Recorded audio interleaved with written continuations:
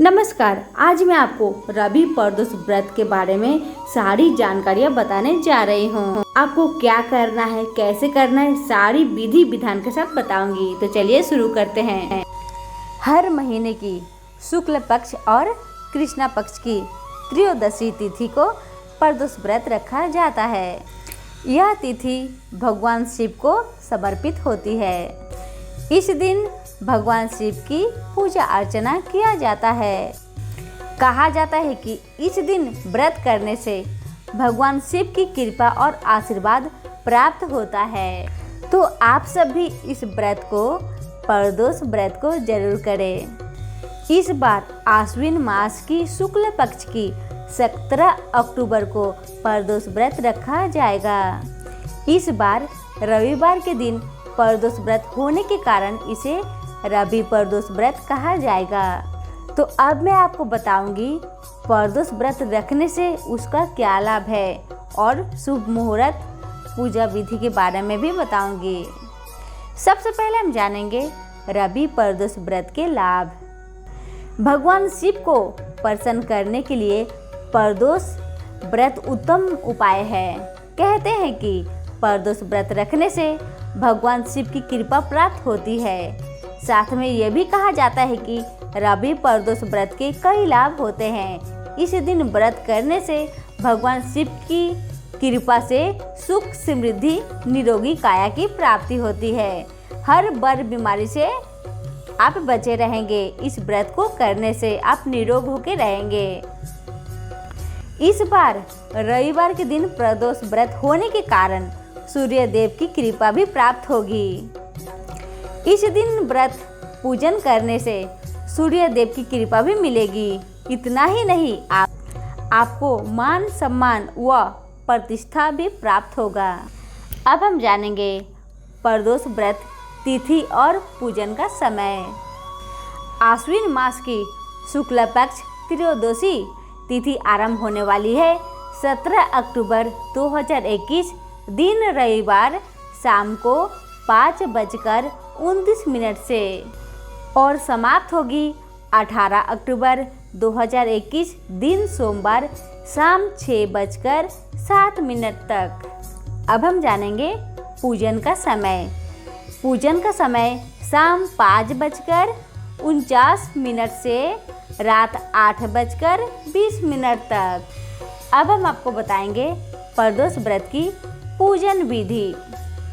अगर आप भी इस बार भगवान शिव का आशीर्वाद पाने के लिए प्रदोष व्रत रख रहे हैं तो, या फिर सोच रहे हैं करने का, तो उससे पहले प्रदोष व्रत की पूजन विधि जान लेना बहुत ही जरूरी है। इस दिन सुबह जल्दी उठकर नहा धोकर मंदिर में धूप दीप जलाकर व्रत का संकल्प करें। इसके बाद तांबे के पात्र में जल लीजिए और उसमें रोली और फूल डालकर भगवान सूर्य को अर्घ्य दें। व्रत के दिन निराहार रहते हुए भगवान शिव का स्मरण करें और व्रत करें। इसके बाद प्रदोष काल में फिर से शिव जी का पूजन किया जाता है। दूध, दही, शहद आदि से भोले शंकर का अभिषेक करें। इसके बाद गंगा जल से अभिषेक करने के बाद चंदन लगाए और फूल, फल और मिष्ठान आदि। कहा जाता है कि इस दिन भगवान शिव के पंचाक्षरी मंत्र का उच्चारण करना बहुत ही लाभदायक होता है। विधिवत पूजन करने के बाद मंत्र का उच्चारण जरूर करें और साथ में आरती भी करें। अब हम सुनेंगे प्रदोष व्रत कथा। एक गांव में एक ब्राह्मण रहा करते थे। उसकी साध्वी स्त्री प्रदोष व्रत किया करती थी। उसे एक ही पुत्र रतन था। एक समय की बात है, वह पुत्र गंगा स्नान करने के लिए गया। दुर्भाग्यवश मार्ग में चोरों ने उसे घेर लिया और चोर कहने लगे, हम तुम्हें मारेंगे नहीं, तुम अपने पिता का गुप्त धन के बारे में हमें बता दो, हम तुम्हें छोड़ देंगे। तब बालक कहने लगा, बंधुओं, हम बहुत गरीब हैं, हमारे पास धन ही कहाँ है। तब चोर कहते हैं, तुम्हारे पास जो पोटली है उसमें क्या है? बालक ने निसंकोच होकर कहा, मेरी माँ ने मेरे लिए रोटियां दी हैं। यह सुनकर चोरों ने अपने साथियों से कहा कि साथियों, यह बालक बहुत ही दीन दुखी मनुष्य है, अतः हम किसी और को लूटेंगे। इतना कहकर चोर उस बालक को जाने देते हैं। बालक वहां से चलते हुए एक नगर में पहुंचता है। नगर के पास एक बरगद का पेड़ था। वह बालक उसी बरगद के वृक्ष की छाया में सो गया। उसी समय उस नगर के सिपाही चोरों को खोजते हुए उस बरगद के वृक्ष के नीचे आते हैं और बालक को चोर समझकर बंदी बना राजा के पास ले जाते हैं। राजा ने उसे कारागार में बंद करने का आदेश दे दिया। ब्राह्मणी के लड़का जब घर नहीं लौटा तो माँ को तो चिंता होना ही था। माँ को अपने पुत्र के लिए बहुत चिंता होने लगी। अगले दिन प्रदोष व्रत था। ब्राह्मणी ने प्रदोष व्रत किया और भगवान शंकर से मन ही मन अपने पुत्र की कुशलता की प्रार्थना करने लगी। भगवान शंकर ने उस ब्राह्मणी की प्रार्थना को स्वीकार कर लिया। उसी रात भगवान शंकर ने उस राजा को स्वप्न में आदेश दिया कि वह बालक चोर नहीं है, उसे प्रातःकाल छोड़ दे, अन्यथा उसका सारा राज्य वैभव नष्ट हो जाएगा।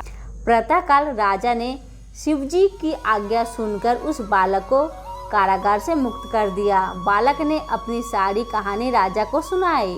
सारी बातें सुनकर राजा ने अपने सिपाहियों से कहा, उस बालक को उसके घर छोड़ दो, साथ में उसके माता पिता को इस राजमहल में लेकर आना। अब ब्राह्मण और ब्राह्मणी बहुत भयभीत हो गए थे। राजा हमें क्यों बुलाया है, ये सोचकर राजा ने जब देखा ब्राह्मण और ब्राह्मणी बहुत ही भयभीत है, तब राजा ने कहा, आप भयभीत ना हो, हम आपको कुछ भी नहीं करेंगे और आपका जो बालक है वह निर्दोष है। राजा ने ब्राह्मण को 5 गांव दान में दे दिए, जिससे वो ब्राह्मण सुख पूर्वक अपना जीवन व्यतीत करने लगा। भगवान शिव की कृपा से ब्राह्मण परिवार आनंद से रहने लगा। और कहा जाता है कि जो भी मनुष्य रवि प्रदोष का व्रत करता है वह सुख पूर्वक और निरोगी होकर अपना पूर्ण जीवन व्यतीत करता है। तो यहीं पर रवि प्रदोष व्रत की कथा समाप्त होती है। आप सभी का बहुत बहुत धन्यवाद। हमारे साथ जुड़े रहें।